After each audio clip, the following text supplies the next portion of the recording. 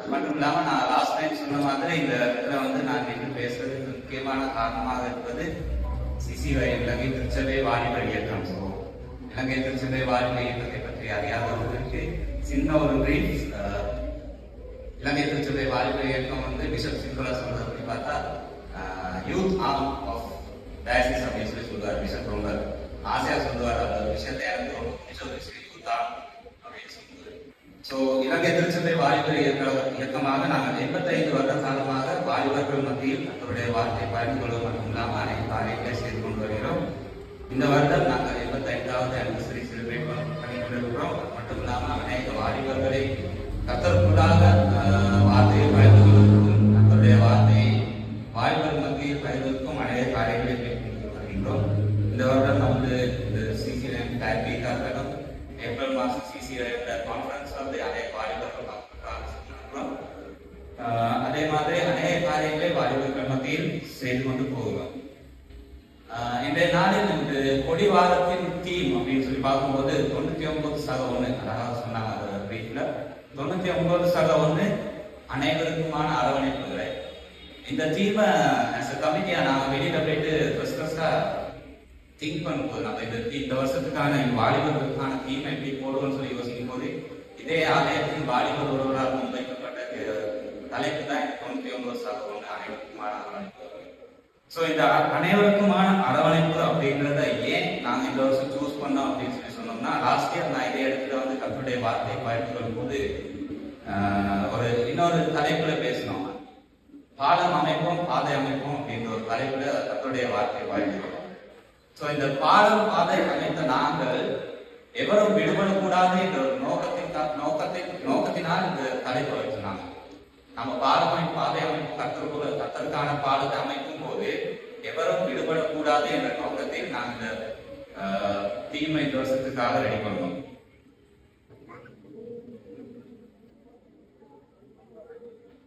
So இந்த நாளில் நற்செய்தி வாசகத்தை நாங்கள் பார்க்கும்போது நம்ம அனைவருக்கும் ரொம்ப பரிச்சயமான ஒரு வாசகம். எல்லாருக்கும் தெரிஞ்ச கதைகள், இயேசு சொன்ன கதைகள் தெரிஞ்ச 3 இருக்குது. காணாமல் போன ஆடு, காணாமல் போன வெள்ளிக்காசு மற்றும் தொலைந்த மகன். இதுல நான் ரிஃப்ளெக்ட் பண்ணி பார்க்கும்போது எனக்கு ரொம்ப ரொம்ப எஃபெக்டான ஒரு இதுதான் வந்து இதுல கர்த்தர் சொல்ற எல்லாத்தையும் பார்க்கும்போது அந்த காணாமல் போன ஒன்றுக்காக கடவுள் கொடுக்கின்ற அந்த மதிப்பு, அதுக்கான வேல்யூ வந்து எனக்கு ரொம்ப ஃபீல் ஆனிச்சு. நம்ம ப்ராக்டிக்கல் லைஃப் எடுத்து பார்ப்போம். நம்ம ப்ராக்டிக்கல் லைஃப்ல நம்ம கையில 99 ரூபா இருக்கு, 1 ரூபா காணாம போயிடுச்சுன்னா நம்ம அதை பெருசா யோசிக்க மாட்டோம். லைஃப் 1 ரூபா தானே அப்படின்னு சொல்லி. இதே நம்மளோட வேல்யூ கூடுது. இப்ப 10,000 ரூபாயில 9,000 ரூபாய் இருக்கு, ஒரு 1000 ரூபாய் காணாம போயிடுச்சு. இப்போ கொஞ்சம் யோசிப்போம், 1000 ரூபாய் காணாம போயிடுச்சு, சரி பரவாயில்ல அப்படின்னு. இதே நம்ம கையில ஒரு 10 லட்சம் இருக்கு, அதுல ஒரு 1 லட்சம் தான் மிச்சம் காணாம போயிடுச்சு அப்படின்னு சொல்லும் போது இன்னும் கொஞ்சம் யோசனை கூடியது. இதே தான் கடவுள் சொல்றாரு. கடவுள் சொல்றாரு வந்து அந்த காணாமல் போன ஒன்றுக்கான மதிப்பு வந்து அளவற்றதாக இருக்கிறது. கர்த்தருக்கு முன்பாக நாங்கள் பார்க்கும்போது காணாமல் போன அந்த 1 ரூபாயும் கூட கர்த்தருக்கு முன்பாக ரொம்ப மதிப்பானதாக இருக்கிறது. ஸோ இதனால் நான் நற்செய்தி வாசகத்தை பார்க்கும்போது கூட அதுதான் சொல்றாரு. காணாமல் போன அந்த ஆடுகள் குட்டி ஏன் தேடி போறாருன்னு சொன்னா அதுக்கான மதிப்பு அளவற்றதாக இருக்கிறது.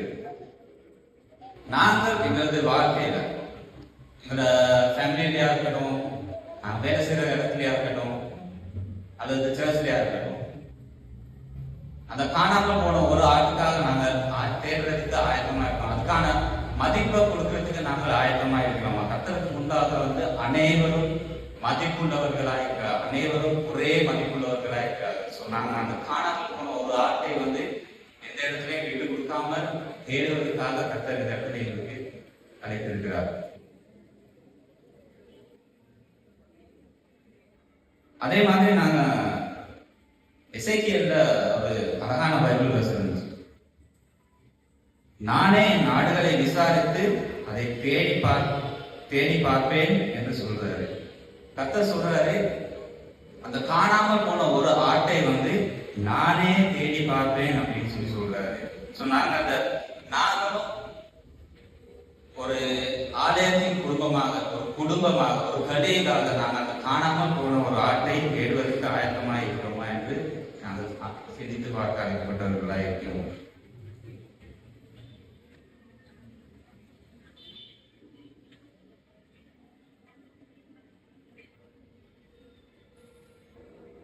நம்ம தேவன் வந்து ஒரே பேரான குமாரன் இந்த உலகத்துக்கு அனுப்பினார்.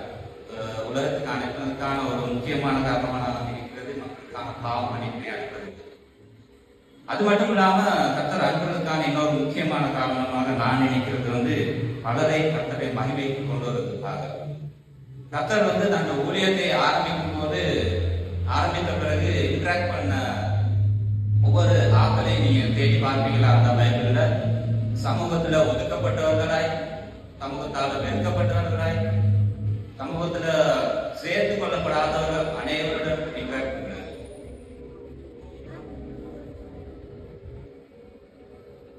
ஏன் இன்ட்ராக்ட் பண்றாரு அப்படின்னு சொல்லி நான் சிந்தித்து பார்க்கும்போது எனக்கு தோணுன ஒரு விஷயம் தான் வந்து திரும்பி தட்டு முதல்ல போன மாதிரி அதற்கான மதிப்பு. கர்த்தருடைய சமூகத்துல வந்து இந்த ஒதுக்கப்பட்டவர்கள், சேர்த்துக் கொள்ளப்படாதவர்கள் மத்தியில் இருக்க அந்த அவர்களுக்கான அந்த மதிப்பும் கூட சாதாரண மக்களுக்கு இருக்கிற அந்த மதிப்பு அவர்களுக்கும் இருக்க வேண்டும் என்று இயேசு சிந்திக்கிறார் என்பதை நாங்கள் இந்த நேரத்தில் யோசித்து பார்க்க வேண்டியவர்களாய். அதே மாதிரி கர்த்தருடைய சமூகத்துல அந்த காணாமல் போன ஆட்டுக்குட்டி சேரும் போது அதற்கான சந்தோஷத்துக்கு வந்து அளவில்லாத சந்தோஷம். அந்த நற்செய்தி வாசகத்தின் காரியத்தை நான் பகுதியை வாசித்து பார்க்கும்போது காணாமல் போன மகன் திரும்பி வீட்டுக்கு வரும்போது இந்த தந்தை இவ்வளவு சந்தோஷப்படுகிறார்னு சொல்லி நம்ம அனைவரும் வாசித்து பார்க்கிறோம். இதே மாதிரி தான் கர்த்தருடைய சமூகத்திலும் கூட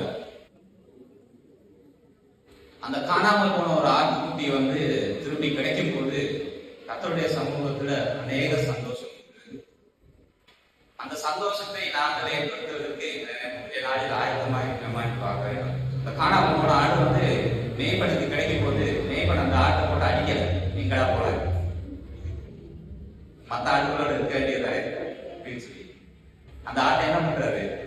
தோல் மேல சுமந்து கொண்டு சந்தோஷமாய் மற்ற 99 ஆடுகளோடு சேர்த்து இருக்கிறார். சோ அந்த நாங்களும் அந்த காணாமல் போன ஆட்டை அடித்து சிரிக்காமல் கர்த்தருடைய சமூகத்துக்கு முன்பாக கொண்டு வருவதற்கு இந்த நாளில் ஆயத்தமாக இருக்குமா என்பதை பற்றி நாங்கள் இந்த நாளில் சிந்தித்து பார்க்கிறோம். நாங்கள் இந்த வாலிபர்கள் மத்தியில் சொல்கிறதான இந்த காரியம் கூட இதுதான். அவர்கள் அநேக இடங்களில் செல்கிறார்கள். பாடசாலைக்காரர்களும் சர்ச்லையார்களும் அதே வாலிபர்களோடு வேலை செய்ய. இந்த மாதிரி இடங்களுக்கு போகும்போது நாம நிறைய பேர் இந்த மாதிரி பார்ப்போம். சமூகத்தால் ஒதுக்கப்பட்டவர்களாக இருக்கட்டும், சமூகத்துல இன்டராக்ட் பண்ணாத ஆட்கள் இருக்கட்டும், தனிமையில இருக்க ஆட்கள் இருக்கட்டும். இந்த மாதிரி ஆட்களோட வாலிபர்களாக நாங்களும் எங்களது ஆலயத்தின் மக்களாக நாங்களும் அவர்களை சேர்த்துக் கொள்வதற்கு ஆயத்தமாக இருக்கிறோமா என்று சிந்தித்து பார்க்க வேண்டியது.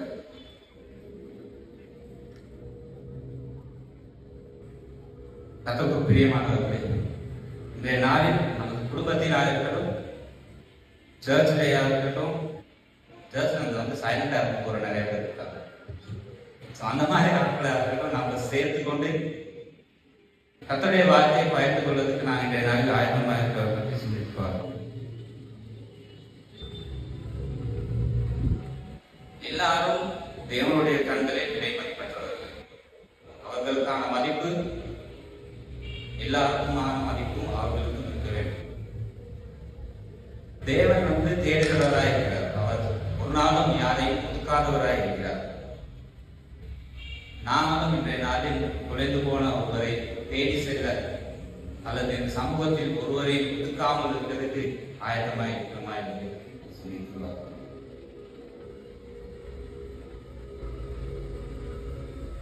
இன்றைய நாளில் நாங்கள் இந்த இடத்திற்கு செல்லும் போது யோசிக்க வேண்டிய ஒரு விஷயம், நாங்கள் யாருக்கு ஒரு நல்ல மெய்ப்பனா இருக்க போகிறோம் அல்லது நாங்கள் தான் இந்த பிளஸ்